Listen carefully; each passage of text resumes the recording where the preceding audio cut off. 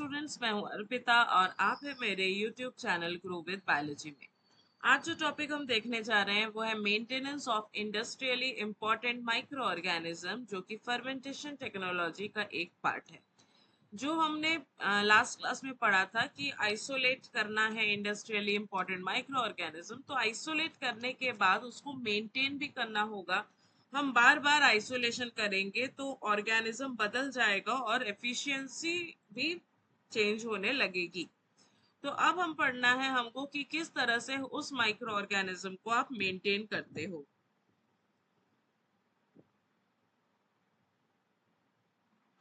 सबसे पहले आता है इंट्रोडक्शन। इंडस्ट्रियल माइक्रो ऑर्गेनिजम्स जो है वो बहुत ही इंपॉर्टेंट है फर्मेंटेशन टेक्नोलॉजी के लिए, क्योंकि बिना माइक्रो ऑर्गेनिज्म से आप कुछ भी प्रोडक्शन नहीं कर सकते। चाहे वो एंटीबायोटिक हो, एंजाइम्स हो, ऑर्गेनिक एसिड हो, अमीनो एसिड्स हो, वैक्सीन्स हो, बायोफ्यूल्स हो, ये सारा चीज प्रोडक्शन करने के लिए आपको लगेगा माइक्रो ऑर्गेनिज्म। जैसे ही आप आइसोलेशन करते हो उसके बाद बात आती है मेंटेनेंस की, और मेंटेनेंस के बाद बात आती है उसको प्रिजर्व करके रखने की। तो हम मेंटेन करने के लिए क्यों करना है मेंटेन, पहले ये समझते हैं। मेंटेन करने से आपका जो माइक्रो ऑर्गेनिज्म वो वाइबल रहेगा, वो प्योर फॉर्म में ही रहेगा, कंटामिनेशंस नहीं आएंगे। ये जेनेटिकली स्टेबल होता है, इसमें कंटामिनेशन नहीं आते हैं, इसीलिए या नहीं आने के लिए ही हम उसको मेंटेन करते हैं। ऐसा नहीं कि एक्सपेरिमेंट हम स्टार्ट करें एक माइक्रो ऑर्गेनिज्म से और धीरे धीरे उसमें 2 से 4 माइक्रो ऑर्गेनिज्म इनकॉर्पोरेट होने लगे, तो उस केसेस में आपकी प्रोडक्ट की एफिशिएंसी कम हो सकती है, और ऐसा भी हो सकता है कि आपका प्रोडक्ट ना ही बने। तो प्रोडक्ट का यील्ड जो है वो कंसिस्टेंट होने के लिए आपको माइक्रो ऑर्गेनिज्म को कंटामिनेशन फ्री रखना होगा, और इस मेंटेनेंस के कारण आपका जो लिविंग ऑर्गेनिज्म है या माइक्रो ऑर्गेनिज्म है उस कल्चर का लाइफ स्पैन भी बढ़ जाता है। अब मेन गोल की बात करते हैं। यहाँ पे अगर आप मेंटेन कर रहे हो तो आपको हाईली वेबल सेल्स मिलेगा। वायबिलिटी उस सेल्स की बहुत हाई होगी, उसमें कंटामिनेशन नहीं होगा, उसमें प्रोडक्शन की कैपेबिलिटी ज्यादा होगी, और ये प्रोडक्शन जब बढ़ेगा तो आपके फर्मेंटेशन से प्रोडक्ट ज्यादा बनेगा और आपको बेनिफिट ज्यादा मिलेगा। इसीलिए हमको मेंटेन करना जरूरी है। मेंटेन करने से लाइफ कल्चर्स प्योर फॉर्म में, जेनेटिकली स्टेबल फॉर्म में आपको बाद में यूज करने के लिए मिल जाएगा। अब इम्पोर्टेंस क्यों है, क्योंकि सबसे पहले ये फर्मेंटेशन परफॉर्मेंस को मेंटेन करता है। क्वालिटी प्रोडक्ट और ईल्ड ये दोनों को मेंटेन करता है। सेम क्वालिटी का प्रोडक्ट बनेगा और बहुत ही एफिशिएंसी से ज्यादा प्रोडक्ट बनाएगा। ये कंटामिनेशन को प्रिवेंट करता है, ये प्रोडक्शन कॉस्ट को कम करता है, साथ ही साथ ये वैल्यूएबल माइक्रोस्टेन को प्रिजर्व करके रखने में हेल्प करता है। इसके कारण आपको बार बार आइसोलेशन करने की जरूरत नहीं है, क्योंकि अगर आप वापस आइसोलेशन में जाएंगे तो फिर आपको वापस से उसको स्क्रीन करना पड़ेगा, उसको ऑप्टिमाइज करना पड़ेगा, तब जाके आप नेक्स्ट टाइम यूज करो। और अगर ऑर्गेनिज्म बदल जाता है बीच में तो भी आपका एफिशिएंसी ऑफ फर्मेंटेशन ये चेंज होगा, इसीलिए हमको इसको मेंटेन करके रखना पड़ता है। अब हम आइडियल कैरेक्टर्स या मेंटेनेंस की बात करें तो सबसे पहले आता है कि उसकी जेनेटिक स्टेबिलिटी मेंटेन करना है। सेकेंड, उसकी वाइबिलिटी को मेंटेन करना है। थर्ड, उसका जो मेटाबॉलिक एक्टिविटी है वो बार बार उसी मेटाबॉलिक एक्टिविटी को उसी रेट में उसको मिल पाए, ये हमको ध्यान रखना है। इससे कंटामिनेशन जो है वो कम होगा, और सिंपल और इकोनॉमिकल वे में हम इसको काम करेंगे, और इससे इजी रिवाइवल हो सकता है, और मिनिमम लेबर लगेगा, क्योंकि बार बार आइसोलेशन करने जाओगे तो लेबर कॉस्ट भी बढ़ेगा, साथ ही साथ एक्सपेरिमेंटल कॉस्ट भी बढ़ने लगते हैं। अब आते हैं कौन कौन से फैक्टर है जो माइक्रोबियल कल्चर को मेंटेन करने में ध्यान रखना पड़ता है। पहला फैक्टर है टेम्परेचर, दूसरा मॉइस्चर, ऑक्सीजन की अवेलेबिलिटी, न्यूट्रिशन, कौन से मीडिया में आप उसको ग्रो करवा रहे हो, पीएच क्या है, स्टोरेज का ड्यूरेशन। अब देखो मेंटेनेंस की बात कर रहे हैं, प्रिजर्वेशन की बात नहीं कर रहे। अगर हम प्रिजर्व कर रहे हैं तो वो लॉन्ग टर्म प्रिजर्वेशन होता है। मेंटेन करना मतलब वो शॉर्ट ड्यूरेशन के लिए मेंटेन करना। आज हमने इनोकुलेशन किया, 10 दिन के बाद फिर से मुझे वो इनोकुलेट करना है, तो मैं 10 दिन के लिए जो उसको मेंटेन कर रही हूँ वो है मेंटेनेंस। तो वो है स्टोरेज ड्यूरेशन, कि उतने ड्यूरेशन तक वो अच्छे से स्टोर हो जाए। कौन सा माइक्रो ऑर्गेनिज्म आप ले रहे हैं उससे भी चेंज होता है। और सब कल्चरिंग आपको कितने कितने दिन के बाद करना है। अगर मान लीजिए 10 दिन के बाद हमको वापस से इसको यूज करना है, तो 10 दिन तक आपका सेम ऑर्गेनिज्म विदाउट सब कल्चरिंग नहीं रह पाएगा, तो आपको बीच में सब कल्चरिंग करनी होगी। तो ये कब करेंगे, कितने अमाउंट में करेंगे और कैसे उसको 10 दिन तक मेंटेन रखेंगे ताकि सेम एफिशिएंसी से नेक्स्ट लॉट हम लगा सके, तो वो ध्यान में आपको रखना पड़ेगा। फिर आता है maintenance method. Short term maintenance, 1 महीने तक का मेंटेनेंस अगर चाहिए तो आप अगार स्लैंड बना लीजिए, रेफ्रिजरेशन पे फोकस करिए, 4 डिग्रीज पे रख दीजिए, या फिर पीरियोडिक सब कल्चरिंग करिए। ये शॉर्ट टर्म मेंटेनेंस है। लॉन्ग टर्म मेंटेनेंस पे जब हम जाते हैं, glycerol stocks, cryopreservation, lyophilization, liquid nitrogen, mineral oil, इसको हम फिर से पढ़ेंगे। जो लॉन्ग टर्म मेंटेनेंस है इसी को हम वापस पढ़ेंगे प्रिजर्वेशन में। तो फिलहाल हम फोकस करते हैं शॉर्ट टर्म में। पीरियोडिक सब कल्चरिंग कैसे करते हो? पीरियोडिक सब कल्चरिंग में आपको जो भी आपका कल्चर है उसको बार बार एक्टिव मीडिया पे या फ्रेश मीडिया पे आपको ग्रो करवाना है। वापस से आप उसको इनोकुलेट करिए और ग्रो करवा लीजिए। एडवांटेजेस ये है कि ये इजी है, एक्सपेंसिव बहुत कम है और रूटीन लेबोरेटरी यूज में ये यूज कर सकते हैं। डिसएडवांटेजेस है कि ये लेबर इंटेंसिटिव है। बार बार सब कल्चरिंग करने के लिए एक इंडिविजुअल लगेगा ही जो बार बार उसको सब कल्चर करे। कंटामिनेशन का रिस्क भी हो सकता है कि सेकेंड टाइम जब हम उसको सब कल्चर कर रहे हैं, लैमिनार फ्लो अच्छे से स्टेरलाइज नहीं है, तो दूसरे ऑर्गेनिज्म कल्चर करने के बाद वापस आ सकते हैं। और इसी कंडीशंस में जेनेटिक म्यूटेशन या डीएनए में म्यूटेशन हो सकता है। तो ये मेजर 3 डिसएडवांटेजेस है। अगर मुझे अगार स्लैंट में रखना है तो हम अगार के स्लैंट्स बनाते हैं छोटे छोटे टेस्ट ट्यूब्स या पेंट ऑफ ट्यूब्स में, और उसके बाद उसको 4 डिग्री पे स्टोर कर देते हैं। स्लैंड्स में ऑब्वियसली आप इनोकुलेट करके ही स्टोर करोगे 4 डिग्रीज पे। एडवांटेजेस ये है कि ये इजीली स्टोरेज है, सिंपल ट्रांसपोर्ट हो सकता है और कॉस्ट इसका कम है। लिमिटेशन की अगर बात करें तो ये सुटेबल है शॉर्ट टर्म स्टोरेज के लिए और ये रेगुलर ट्रांसफर कर सकते हैं इसको हम फ्रेश मीडिया पे। तो ये है अगार स्लैंड। फिर आते हैं रेफ्रिजरेशन पे। रेफ्रिजरेटर पे 4 डिग्रीज पे आप स्टोर कर सकते हो। आपको पता होना चाहिए कि फ्रिज में कौन सा 4 डिग्रीज है।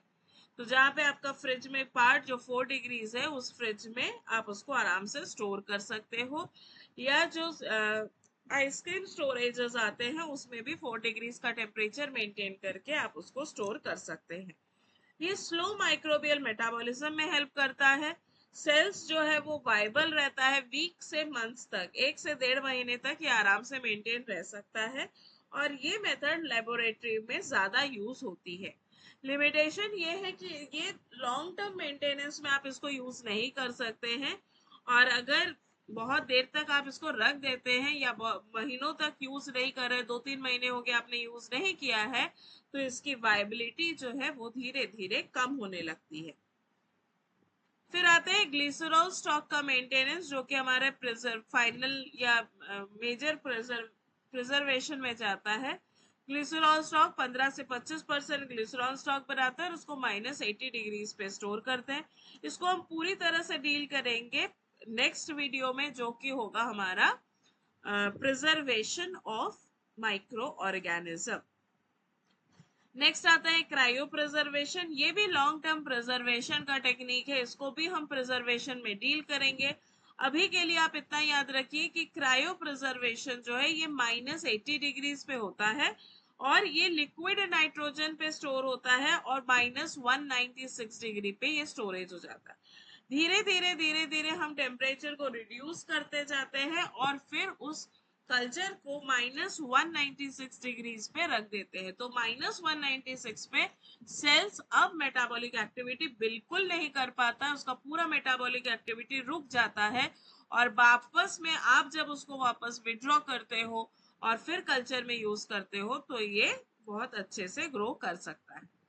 लायोफिलाइजेशन ये भी लॉन्ग टर्म प्रिजर्वेशन का टेक्निक है, जहां पे सेल से वैक्यूम प्रेशर के थ्रू या सब्लिमेशन के थ्रू आप वाटर को रिमूव करते हो। प्रिवेंशन ऑफ कंटामिनेशन ये सबसे मेन ऑब्जेक्टिव है हमारे टेक्निक्स के, जो कि एक गुड लेबोरेटरी प्रैक्टिसेस में आता है। आपको एसेप्टिक कंडीशन में काम करना होगा, स्टेरलाइज्ड मीडिया और इक्विपमेंट यूज करना होता है, लैमिनार एयर फ्लो को हर बार स्टेरलाइज करके कंटामिनेशन फ्री करके ही आप यूज करें। इनोक्यूलेटिंग लूप को जब भी जरूरत पड़े आप उसको फ्लेम करें, ग्लव्स पहने, लेबोरेटरी कोट्स पहने और कल्चर्स को अच्छे से लेबलिंग करें, पता नहीं चले कि क्या सैंपल था, कब किया था, ये सब नहीं होना चाहिए। आप कौन सा कल्चर यूज कर रहे हो उसका एक कोड आपके सैंपल पे होना चाहिए, और डेट ऑफ कल्चरिंग, डेट बहुत जरूरी है ताकि आपको पता चले कि अगला कल्चर आपको कब करना है।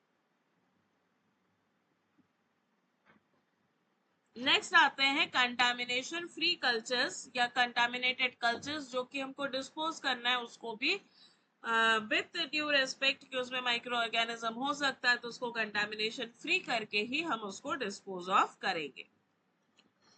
क्वालिटी कंट्रोल मेंटेनेंस के तरफ इसमें आता है कॉलोनी का morphology, microscopic examination, gram staining, microbial test, molecular identification, product yield का एनालिसिस करना और कंटामिनेशन का टेस्टिंग करना। ये सारा चीज आपको रेगुलर बेस पे करते रहना है। जैसे आज हमने कल्चर किया और 3 दिन बाद फिर से हम उसको कल्चर कर रहे हैं, तो कल्चर करने के साथ साथ आप उसका क्रॉस चेकिंग भी कर लो कि कॉलोनी मॉर्फोलॉजी चेंज तो नहीं हुई, ग्राम स्टेनिंग करके देख लो, उसका बायोकेमिकल स्टेप्स टेस्ट लगा लो।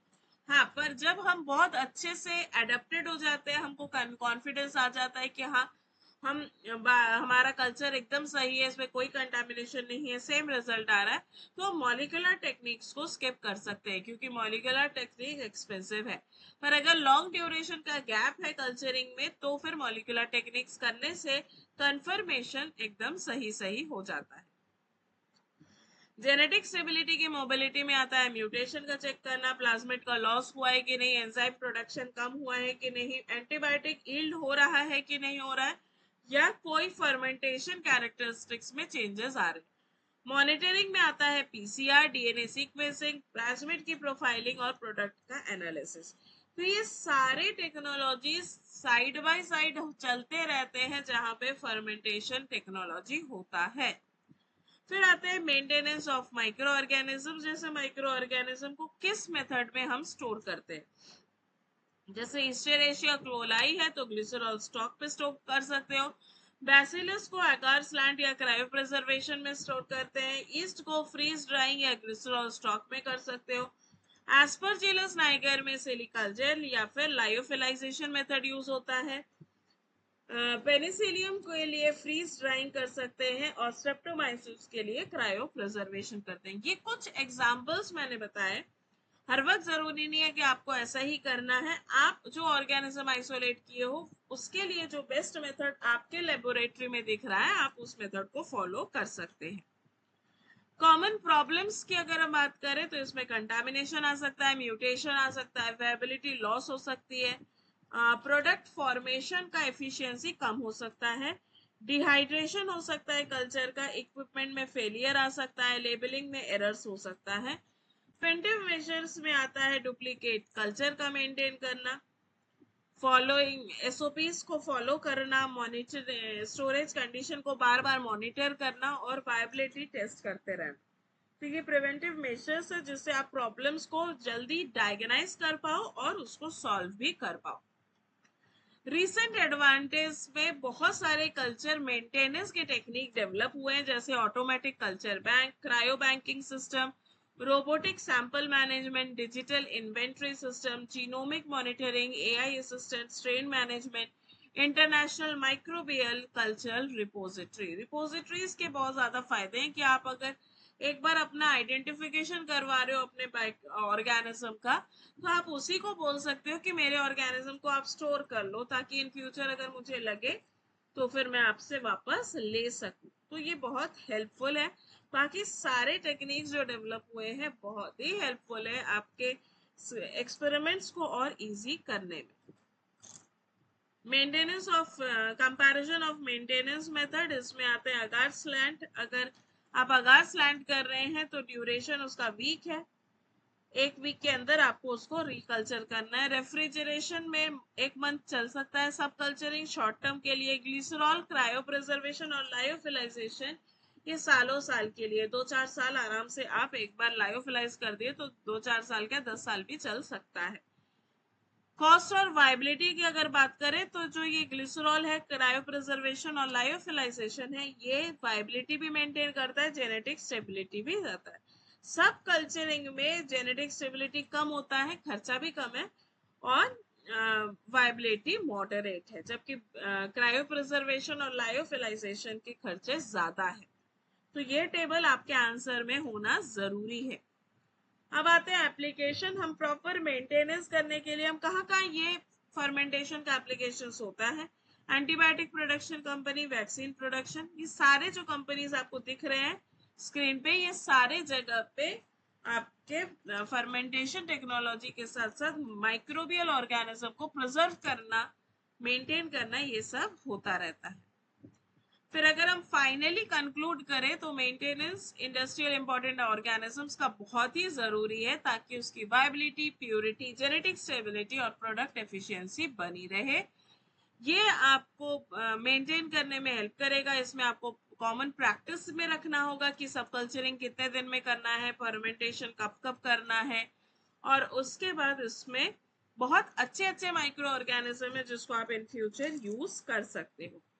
तो आज के लिए इतना ही, ये टॉपिक था मेंटेनेंस। अब अगला टॉपिक हम पढ़ेंगे preservation of micro organisms for long term, long duration, 2 साल, 4 साल, 5 साल, 10 साल के लिए हम कैसे उसको प्रिजर्व कर सकते हैं।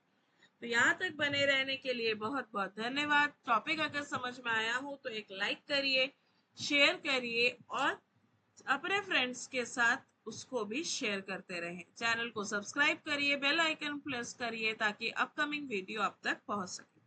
Thank you and happy studying.